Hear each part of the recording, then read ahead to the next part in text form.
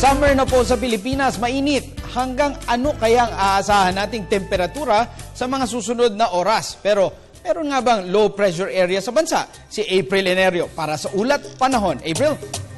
Salamat, Attorney Mark, sa ating balita na sa loob na Area of Responsibility. Itong binabatayang sama ng panahon. Alas 4 ng hapon namata ng low pressure area sa layong 475 kilometers east ng Hinatuan City.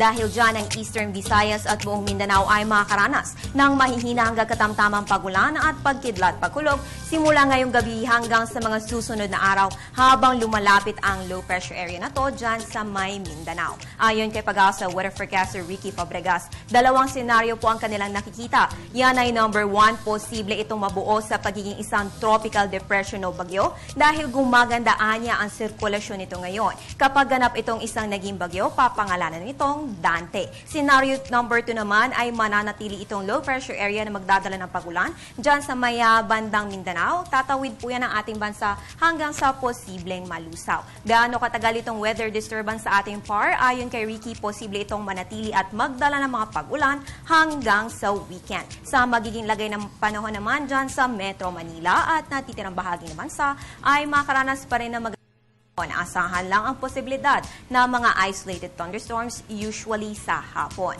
Samantala na itala kaninang alas 3 ng hapon ang 34.6 degrees Celsius sa Science Garden. So far, ito po ang pinakamataas na temperaturang nai-record sa Kamaynilaan sa taong ito. Pero ayon sa Pag-asa, hindi pa ito ang inaasahang maximum temperature na mararanasan sa Metro Manila ngayong panahon ng tag-init. Kaya ang ating paalala mga kababayan, masanay na magdala ng payong pag-aalis ng bahay o maglagay ng sunblock kapag meron po kayo niyan. At syempre, uminom ng maraming tubig para makaiwas sa dehydration. Mga kababayan, ang ating destination ngayong araw sa Davao. Kilala po ang Davao sa number 1 sa Durian, number 2 ang Waling-Waling Orchids at number 3 ang Philippine Eagle. Pero bukod pa dyan, dito mo makikita ang tahanan ni Pangil, ang pinakamalaking buwaya sa Pilipinas. Sa habang 18 talampakan at mahigit 60 taong gulang, kasama ni Pangil ang mahigit 500 pang mga buwaya na nakatira sa Davao Crocodile Park.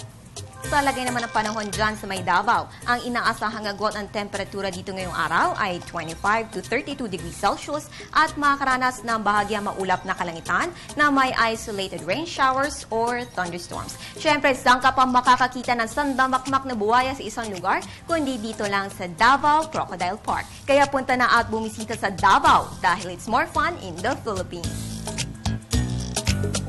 Tuloy lang ang ating pagmumonitor sa sama ng panahon, kaya para lagi kang updated, follow us on Twitter, like us on Facebook at bisitahin ang aming website. Tumutok din sa PTV para sa early update ninyo ng Panahon TV Express. At yun ang pinakahuling balita mula dito sa Pag-asa. Para sa Telebisyon ng Bayan, April Enerio.